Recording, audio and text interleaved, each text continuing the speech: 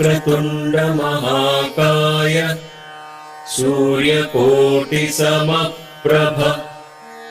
निर्विघ्नं कुरु मे देव सर्वकार्येषु सर्वदा। ॐ गं गणपतये नमः।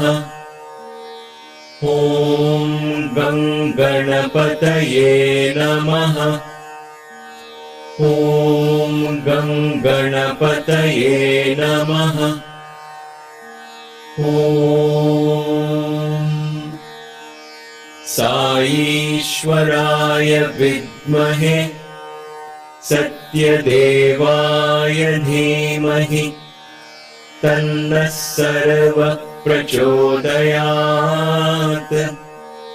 ॐ साईश्वराय विद्महे सत्यदेवाय धीमहि तन्नः सर्वः प्रचोदयात्।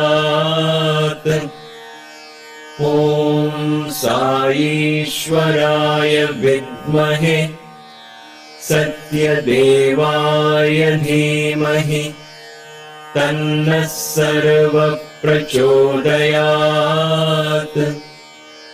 ॐ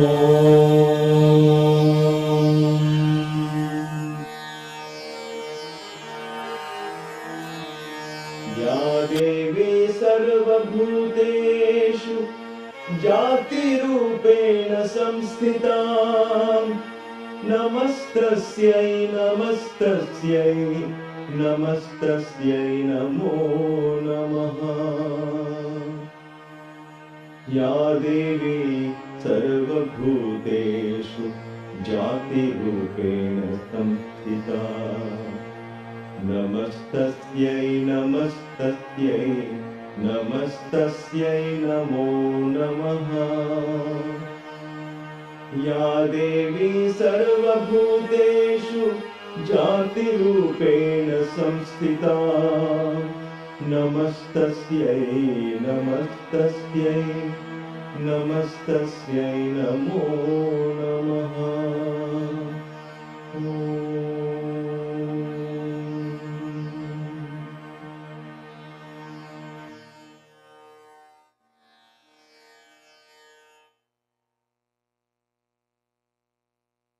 Namaste and welcome to Kaivalya Yoga Gurukula, KYG as we all know it.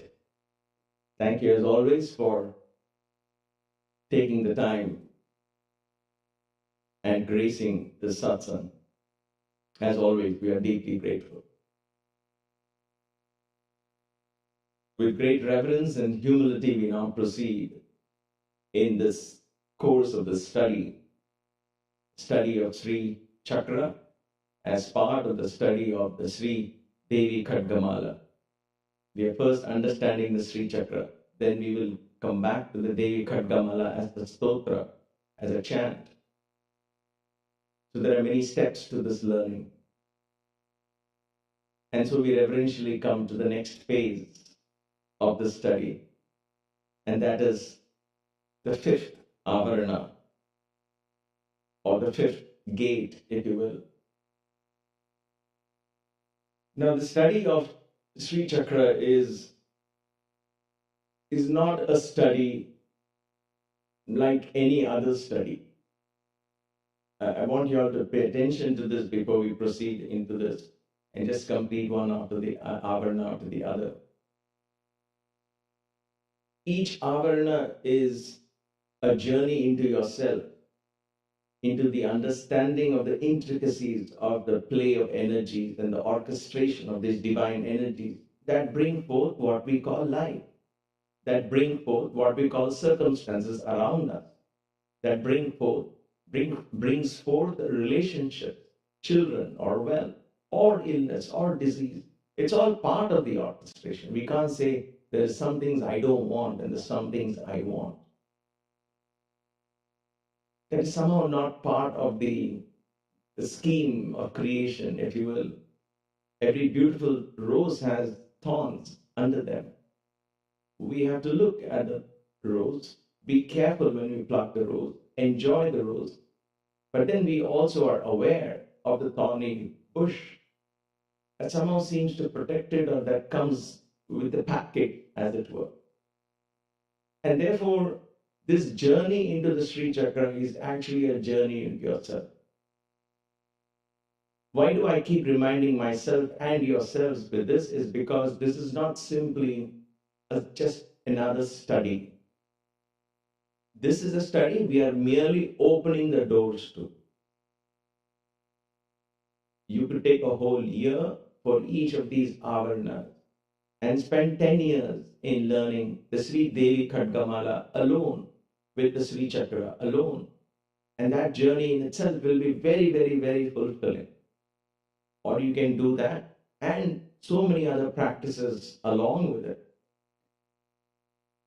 The point here is, do not be in a rush to finish one avarana after the other, because the way we approach this is in a very, very broad way. And then first we understand the significance of numbers, shapes, and all of that.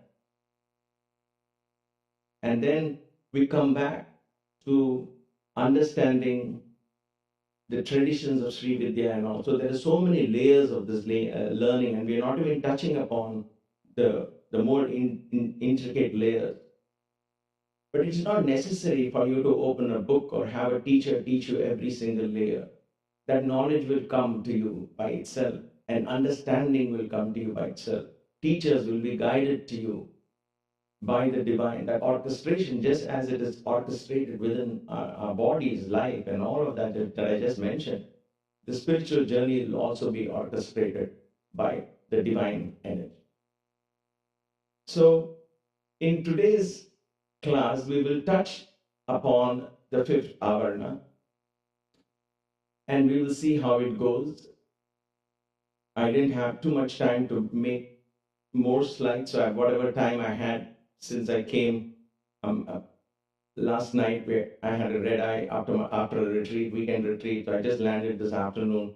But nevertheless, we have something that we can all ponder over, because this is an important phase in that journey, in the 9 avaranas, in the 9 sequences that have unfolded itself in that blossoming of the Sri Chakra to the sages. We are on the 5th. And the 5th and the 6th are very crucial in that sense. They really set the stage. I mean, every one of them is so crucial. But please take time to understand, and then with that understanding, let memorization come, chanting come, and all of that come. Without the core understanding, because then the puja, when we get into it, it should be just a flow, and it should be a journey within. Actually, the puja and meditation becomes almost synonyms of each other. Otherwise, it will just be a ritual. That's why we have made this biggest mistake of separating meditation from rituals. And we think, oh, that those are rituals, I just want to meditate. They are not different. They were never meant to be different. So, with that, having said that, the 5th avarana, where does it come in the overall scheme of things? Let's see. So we had the 1st, 2nd, and 3rd avarana that we stopped with the petals. And then, after a long gap, we studied the 14 triangles, the 7 worlds, and the Shaktis that are hidden in each of these dimensions or worlds, as you call it. That is a big revelation, a big step towards understanding the cosmic nature of all creation within you. That is the beauty of that. They are not inside your chakras, they are not inside your body, but inside your body, because we begin with the body, right? We begin with the understanding of the body. So inside the body, there are doors to these dimensions. The chakras are doors that connect you to these. They are the keys that open up. And then you find yourself, like Alice in Wonderland, found herself. That's how you'll find yourself in that dimension. Such as now, right now, we are in a particular dimension. How? Because a particular key is operational, right? And thus it is that how this is revealed. So the energy of the triangles by themselves have speeded up this process of this journey, of this learning, of this understanding. Then after that, we touched upon those, and then now we come to the fifth avarana, which is furthermore inside. And that is another set of triangles. You'll see, I'll try and make it blink. It comes and goes. You'll see that it is inside the yellow triangles. I hope it's clear and visible. That is what we're going to touch upon in the next couple of classes or so. So 6, then 7, 8, 9. So 6, 7, 8, 9, it becomes faster now. But then it becomes, why is it faster? Because you speak lesser and lesser and lesser as you go in. Because it becomes more of an experience, meditation, prayer, understanding as you go in. You start receiving as you go in. And so we have to understand that there will be very little room for analysis and study, though we will try our best to understand each word and the meaning, of course. But then it becomes more and more and more pointed. In other words, you're getting more closer to the very core of existence. That is the beauty of this journey. We are not there yet, but look at that. Out of the first avarana, which itself had 3 walls, then you had the second avarana, which had 16 petals, then we had the third avarana, which has 8 petals. In that 16 petals, we learn about buddhya karshini, sparsha karshini, and all the senses of perception and action and all of that. Then we came to the 8 petals, then we came to the 7 dimensions or 14 dimensions, and now we come to these triangles. What are these triangles? Let us do that on this auspicious time of Akshaya Tritiya. For those of you who don't know, this time today, it's just beginning in US, in this part of the world, where the moon is shifting into this nakshatra constellation called Rohini. And in this month of Vishaka, when it does, it's a very auspicious, and it's the third night of the moon. So it becomes a very auspicious combination in this cosmic scheme of things, where everything is very conducive for you to experience abundance. That is the whole idea of that particular day. In India, you're probably just waking up to Akshaya. It dawns along with the dawning. The timing of the moon is perfect. At around 4 o'clock or so, I guess, in the morning it will start, and the whole day. It's Akshaya Tritiya. Tritiya means third day. Akshaya means ever-flowing, eternal. So it's considered a very auspicious day, an auspicious day of abundance. People go to temples, offer prayers, just praying and basking in the idea of abundance when you are in the company of the divine. There is a practice people go buy jewelry because they want more of jewelry. If that makes sense to you, by all means, go and do that. But abundance is not just more gold and more money in the bank, right? That's one part of it. Of course, it is a sign of abundance, and may God bless everyone with a lot of that abundance. But then more than that, much more than that, is the abundance of knowledge, abundance of health, abundance of progeny, abundance of living a life in abundance so that you are able to give selflessly. That is true experience of abundance, not hoarding, but giving. So it is that day of where you practice to give because you're grateful for what the Lord has given, not necessarily acquire and keep. Or perhaps you can do both. Nevertheless, it's a very good day. So on that day, we enter the 5th avarana of the Sri Chakra. So we do that consciously, mindfully, and reverently. This is a more blown up version of that little set of triangles. Let us see how many triangles are there.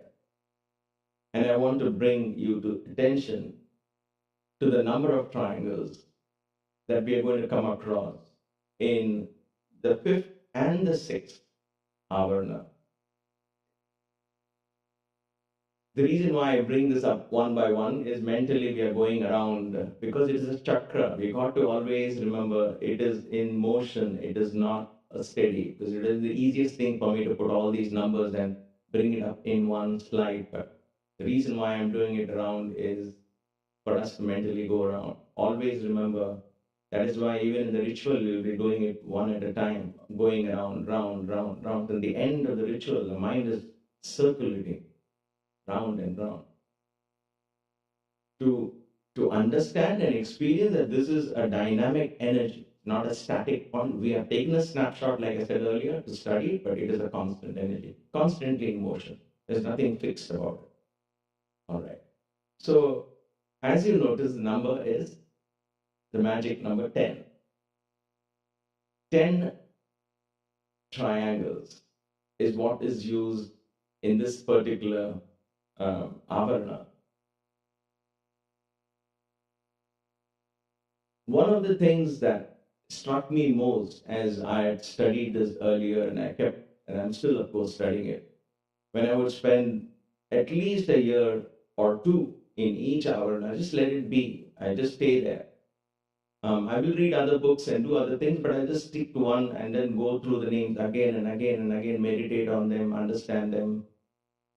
The revelations that come then, because you wait, you can't demand, right? You can't say, I don't have time, I have to finish Khadgamala in 3 months.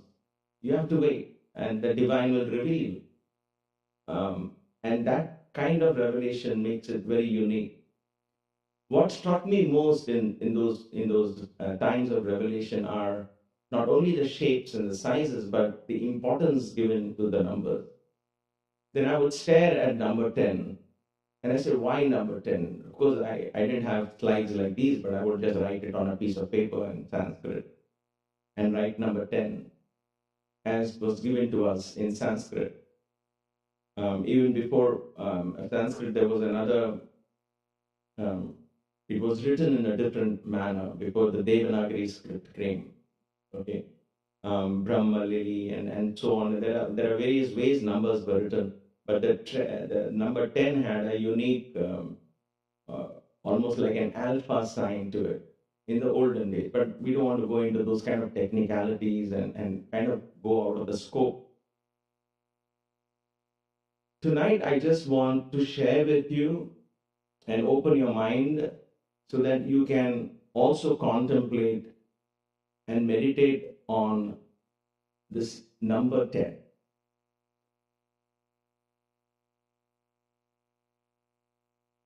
Remember that Sri Chakra is revealing herself to us. So she's revealed the 7 dimensions. 14, I keep saying 7 because they're one on top of the other. So the 14 dimensions, in other words, the 7 dimensions are revealed, both the known and the unknown part of each dimension. You can call them 14 or 7, they're just double, doesn't really matter. So those dimensions have opened up. So our mind is now opened up to a great understanding of levels of reality, right? And then we come to a very abstract understanding.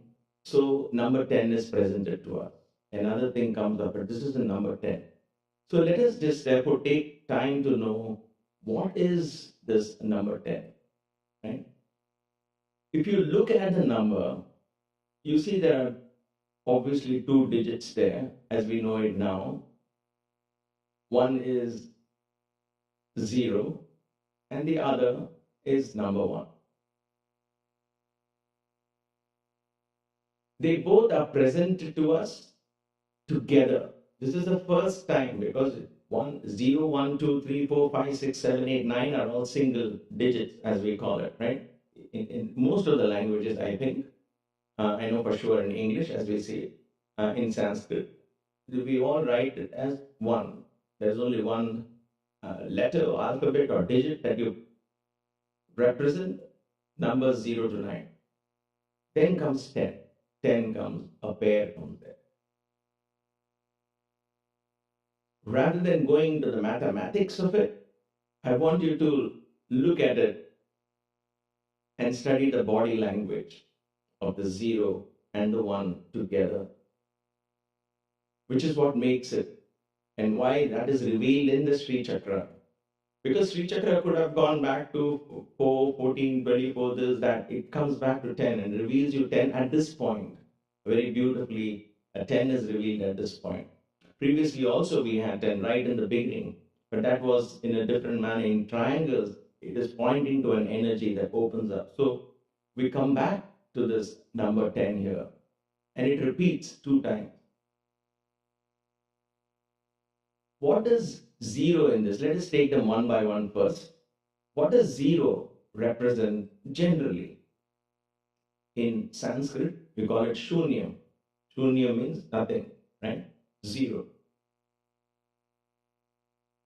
In the way we are approaching numbers, in a spiritual sense, 0 is something that has really no quality, right? So we can call it nirguna. Guna means quality. Nirguna means no quality. In other words, 0 by itself has no value to it, right? If somebody say, I write a check for $0 to you or 0 cash rupees to you, you would say, oh, okay, because it has no value. You wouldn't even know how to thank somebody who's given you a check with 0 number. 0 has no quality by itself. 0 has no quality, no value, if you will. In a sense that, in the sense of a number also, right? Not just currency, but just in a number. Alone by itself, it means nothing at a superficial level. It also literally has no form. Nir akara. Akara means form. Nir akara means no form. Right? Of course, we are using a symbol to explain that. This is a symbol, right? What we draw with our hands, with a pen, or we type it on the keyboard. It's a symbol indicating something, an energy which is empty inside.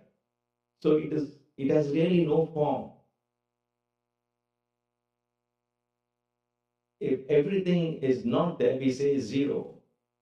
What is the form of 0? There is no form. I have no money, 0 money. What does that mean? 0. My wallet is empty, we say. The wallet is empty means there is nothing here. So there is no form for 0. There is a power to it, but we have to understand the energy of that. And then it's eternal. 0 was there, is there, and will always be there. When everything we say comes to an end, or pralaya happens, and the whole universe will be absorbed into what? Where will it all go into? What will it become? 0. So it seems like that 0 is the source from which everything comes and is the source into which everything dissolves. It has many names. We call it 0 in mathematics. But in spirituality, we understand that as Parameshwara, Paramashiva, Brahman, Purusha from the Sankhya principle. Okay? Mahavishnu, all of these are indications of that ultimate zeroness, the ultimate energy into which everything is sucked into and everything comes out. Think of deep sleep. What is the form of deep sleep? What quality is there in deep sleep? There is nothing existing. Even you don't exist in that deep sleep, right? That is a window into understanding. Deep sleep is not 0, but deep sleep gives you an idea of what 0 could mean, because 0 is really beyond all our experiences. That is why it is Brahman. The word Brahman means it is that state of being which is beyond us. When we study Patanjali Yoga Sutras, we'll understand what he calls Purusha. Purusha is that state which is beyond. There is no way to address that even. Okay? But when I use the word Shiva, I'm just talking of Shiva as the ultimate Purusha. And I'm just using it as a symbol. I'm not using as it a God Shiva versus God Vishnu. And in many of these Shaivite texts, in many of Vaishnavite texts also, they use Mahavishnu and Parameshwara as a synonym for the ultimate Purusha Brahman, so that we can relate to it. There is no quality there. There is no one to say I am Shiva, nothing. It is just, there is only Shiva. There is no I am Shiva, nothing. There is only that Shiva consciousness. Okay? That is the significance of zero. Zero is, or you could almost say it's omnipresent, omniscient, omnipotent. It is there everywhere. It has the energy to absorb everything into itself. And perhaps everything came from itself. I'm saying perhaps because there's a debate, and I'll come to that.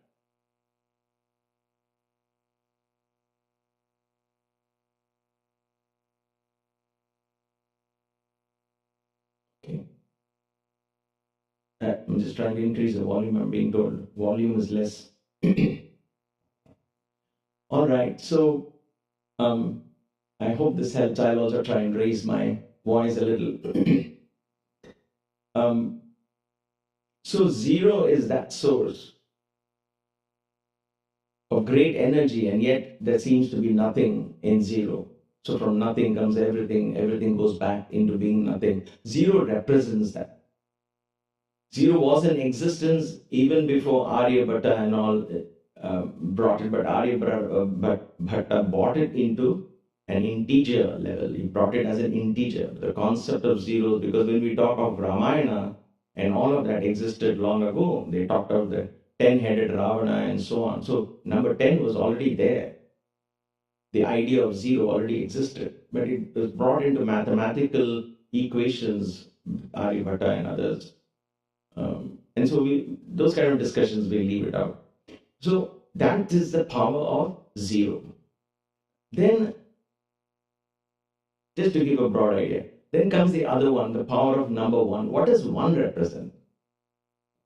Now you'll see how number one would be almost the opposite of zero. One has quality, right? It exists. You can see it is there. So it has quality. It is sakara. It has a form. We can point to something and say this is one. You can't point to something and say that is zero, right? And therefore, it has a form. And then it is omnipresent as well. But this omnipresence can be experienced. That zero being omnipresent, it is something we can't experience. This omnipresence of one, we can experience how? Every number has one. After one, there comes two, but two is what? Two ones. What is three? Three ones. And thus, every number can be brought down to number one. And therefore, number one signifies the Vishnutvam. Vishnu means omnipresent, everywhere. Okay? So, Vishnutvam is that omnipresence of one. In sometimes, actually, when I keep reading about Shaivism, Vaishnavism, and all of that, and seeing where, not as religions, but as thought processes, that I begin to understand these as zero represents the Shaivite kind of understanding. Because if you go deep into the Shaivism poems, and it's all about merging, becoming one, all of that, Advaita and all of that. And Vaishnavism, or the Vishnu thought, is all about omnipresence. He always there, exists, he's there, and there's a being with a form and all of that. So you have the omnipresence indicated by number one. So it's almost like giving us the one and the zero are represents of two powerful streams of thought that can and should coexist. That's what the power of 10 is. We are looking at them separately, but that doesn't mean they have to exist separately. It's a different matter, unfortunately, that religion comes and divides, but that's what we specialize in, division. But that's not spirituality. Spirituality is we've got to understand how they can live together, how they can be together, and what is the power in being together. Now, in our understanding, instead of going to Vaishnavism and Shaivism, you look at one as the expression of that zero. So one becomes a Shakti, one becomes creation, one becomes the energy that you see around. Because what you see around is just multiplications of one. We say there is only one consciousness, Ekam Sat, Vipra Bhaura Varanti. We talk of oneness. It is that experience of oneness is given to you by one. And even that gets dissolved into zero. So zero is the ultimate. Okay? So Prakriti and Purusha, you can understand one as Prakriti, zero as Purusha, one as Shakti, zero as Shiva, one as Mahalakshmi, zero as Mahavishnu, one as Saraswati, zero as Brahma. And thus you will see that there is a reason why we are in the Hindu, generally the Sanatana Dharma and the Puranic understanding, we were given gods as husbands and wives only because of this. One and zero, one and zero, one and zero. One is an expression and one is the power that cannot be expressed or seen. So the Shakti principle, the creation that we see around is the energy that we can relate to as one. That is the energy of one and zero. I want to leave you tonight. It may be a little shorter than our usual satsangs. Please bear with me. I didn't get a chance to prepare more in terms of going into the triangles. But I want to leave you with one thought here, right? Now we look at number 10. Look at number 10. So we kind of got an idea now to set you thinking on what is zero. Think about that. Share more thoughts if you wish to. And that will be most welcome. So others can also benefit. And the number one. You've seen them separately, perhaps got an idea what they are. Now see them together. See them together. It's like night and day existing together.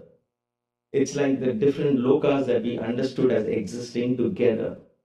Now you see the connection between how we studied the 14 lokas. They're not separate up and separate down. Each dimension has a zero in it and a one in it. Bhuloka, Atala, Vitala, Sutala, like that. Bhu, Bhuva, Suha. So each one has a zero in it and a one in it. Okay. That zero and one together is actually the secret of this creation. But here's another beauty. The concept of avatar. Now, if you're new to Hinduism or new to this kind of subject I'm talking, I just spend a few seconds, bear with me for those of you who know this. We talk of the incarnations of the Supreme. Of course, every being is also an incarnation of the Supreme, but there is a specific lesson taught to us. And in the course of the Puranas, it's explained to us that there are 10 avatars, the 10 incarnations of Mahavishnu, the 10 incarnations of the Supreme Being. It is there, and maybe the 10th one is supposed to come or will come or has come, depending on who believes what. Okay, it's like the second coming of Christ. So the 10th avatar. So number 10, how many avatars of Vishnu? Everybody says 10. There is a beauty in that number 10. Why was the Puranic stories limited to 10 avatars? Why couldn't they come up with 20 avatars? Why couldn't they come up with 108 avatars or 27 avatars? Right? But they came up with 10. I mean, they didn't come up with it, but you know what I'm saying. We handed over now. The treasure that is available to us explains that there is 10. But the meaning of that is not necessarily number 10 as we understand. The first avatar has come and gone, 7th has come and gone, 9th has come and gone. Now we are waiting for the 10th. It's not like that. The number 10 in an avatar is important. Why? Because the avatar or an incarnation is the perfect example of a life where both 0 and 1 coexist and finds expression through his thought, word, and deed, his or her thought, word, and deed. The 0 is the state of complete realization of the self. And the 1 is the expression based on that reality. So that reality forms a substratum, a self-realized being, an avatar who knows past, present, future, right? We say 16 colors, 64 colors, and all of that. They come with, and that understanding of the zero, this very source. It's not an intellectual understanding, the experiential understanding, the comprehension is complete, and the one that that expresses itself, that one meaning, the thoughts, the words, the deed, because they're all ones and multiplications of one. The one that finds expression is in the background of this zero. In other words, one and zero exist together in an avatar. That is why Dasha Avatar. That is why the number 10 is associated with any avatar. Let us not, somewhere in the course of religion, we have kind of lost and we become very logical and very literal in our translations, and we say, okay, 10 avatars has gone number 10. And it's like the avatars come and give you meanings which are very, very, very subtle, and those get revealed over centuries. Like the 3 avatars of Sai. We will understand that in centuries to come, many lifetimes to come. Not necessarily one is over, second is over, when is the third coming? It's not necessarily like that. It could be, but it's not necessarily bound by those numbers. Right? It is, so the 10, it's the same thing with Jesus, right? He was crucified, 3 days later he rose. So what does number 3 got to do there?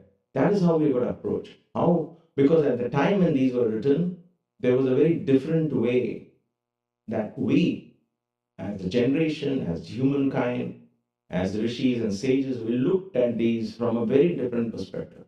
Now we have come down and completely cut off, literally, of course there are exceptions, but to a large extent we're cut off from that reality, right?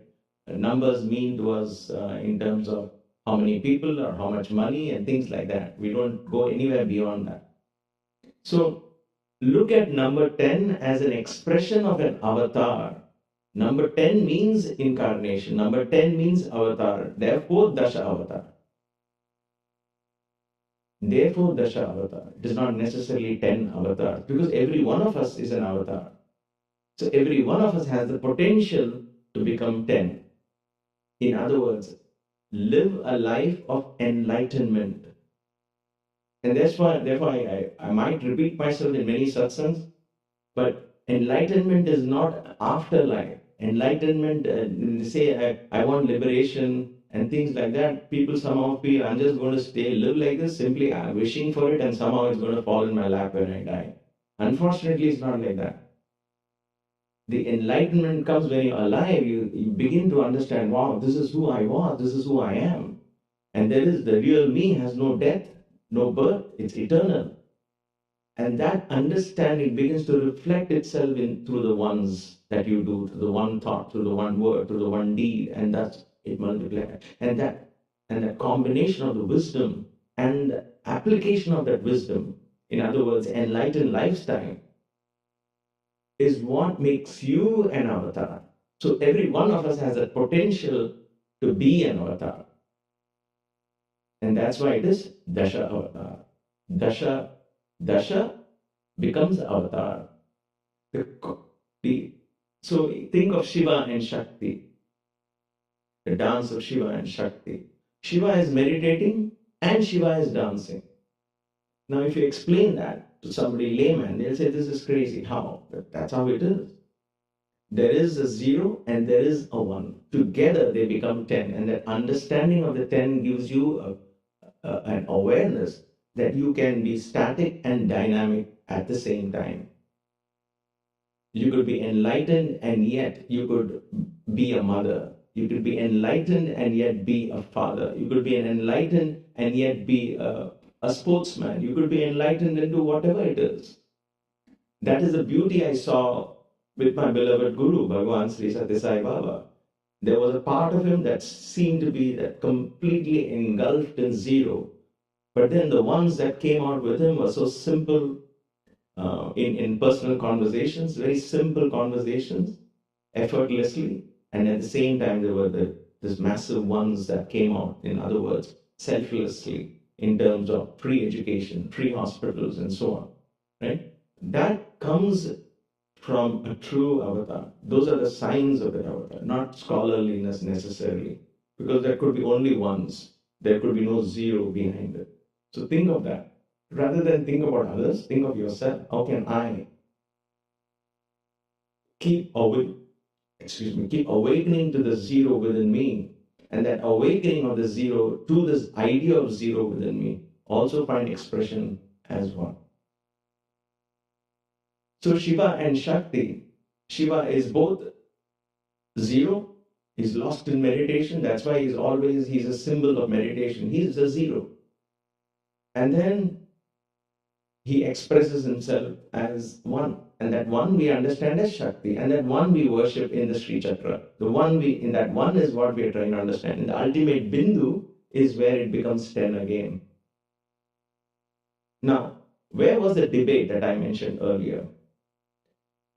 So the debate that has existed now for many centuries, perhaps for the last 1,000 years, I would think, is this. There is one school of thought that says this one also merges into the zero, and ultimately everything is zero. From zero comes everything, from everything goes into the zero. That zero is actually not nothing, but it is Purnam. So Purnamada, Purnam idam, Purnam Purnat mudichyate, and thus it goes on. There's a quote for that. So it is called the Advaita theory of philosophy. Advaita, there is no two, because here you see two. Advaita says this is there, but now this one has actually come out from that zero, and the one will merge into the zero. So Prakriti or creation finally goes into Purusha. That is one thought. Shiva, Shakti merges into Shiva. That is one thought. The other thought, called the Dvaita, or the dualistic principle, that thought believes one will always be there, zero will always be there, and there will always be this duality. One and zero have always existed, since time memorial, immemorial, I would think, or eternally, and they will exist forever. There is no beginning, there is no end to one and zero, to Purusha and Prakriti are there, were there, and will be there forever. So we will realize our 10, but there will be 1 and 0. This 1 will not merge into the 0. The other one says, I will realize I'm 10, I live, and then when I choose, I will take this enlightened lifestyle, the I am Shiva and everything, and merge into this. There will be no more I, no more Shiva, no am, nothing. It all merges into that infinite zero we call the Brahman. So this is what later on became religions and all of that, divisions and all of that. But the idea is, the philosophical thought, the depth there is just this. Can 1 merge into 0 and everything comes from 0 and goes into 0, or 1 and 0 will always be 1 and 0? Nevertheless, we come from, in the study of Sri Chakra, for me, the way I have studied it, the way she has revealed herself to me, is that everything comes from 0, everything merges into the 0. Everything comes from the Purusha and merges into the Purusha. That is the Advaita philosophy. Now, those at that level, I'm just using it as a crutch, if you will, to continue my learning and path. I cannot wait to say let me figure out whether 0 is it's the Advaita or Advaita, and then I'll start practicing. It doesn't matter, because at that final level, whether the I am Shiva also has to merge, we'll figure that when we come there, right? At this point, it's only going to be intellectual conversations, because once you're talking of the I going into the 0, what is 0 itself is beyond conversation, beyond thought. So, talking of the Purusha is beyond our thinking.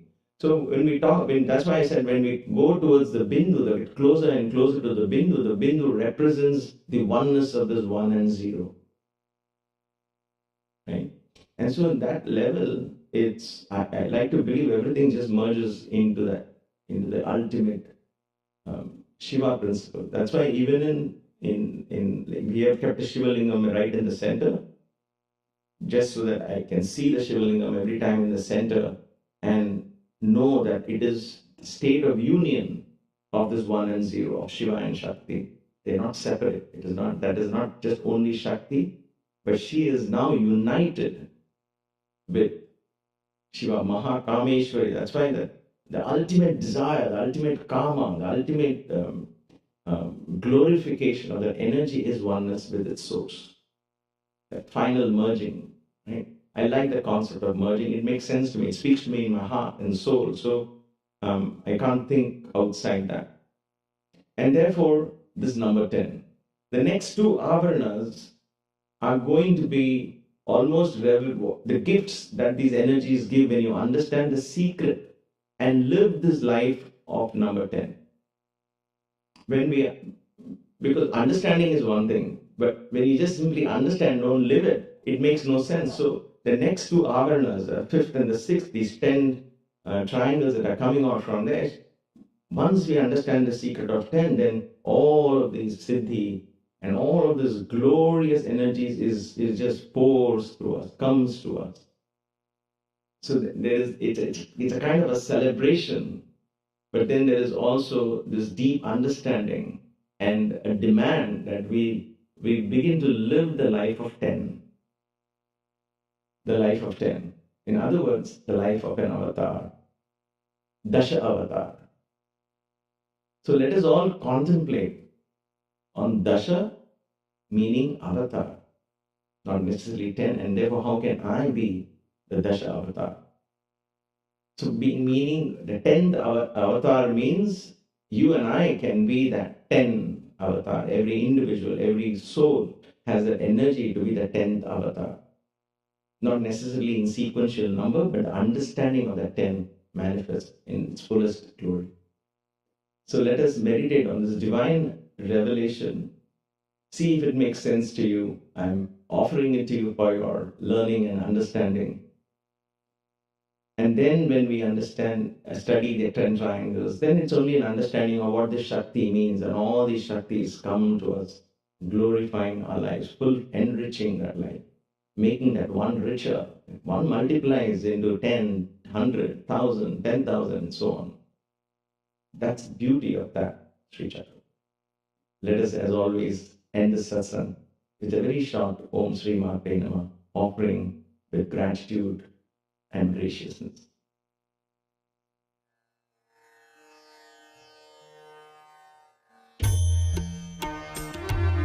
Om Shri Mate Namaha. Om Shri Mate Namaha.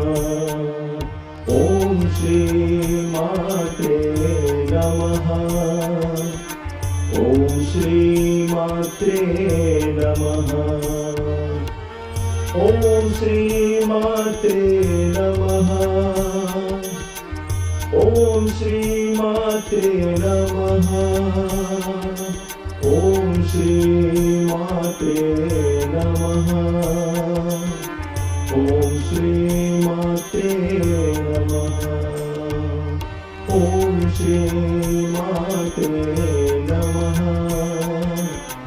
Om Shri Mate Namaha. Om Shri Mate Namaha.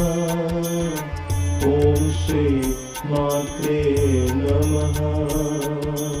Om Shri Mate Namaha. Om Shri Mate Namaha.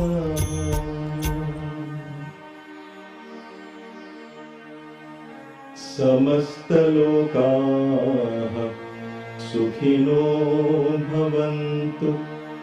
Samastalokaha Sukhino Bhavantu. Samastalokaha Sukhino Bhavantu. Om. May all the beings in all the worlds be happy. Jai Bolo Pavan Sut Hanuman Ki Jai. Siyavar Ramchandra Ki Jai. Satguru Sai Nath Maharaj ki Jai. Namah Parvati Pataye Har Har Mahadev.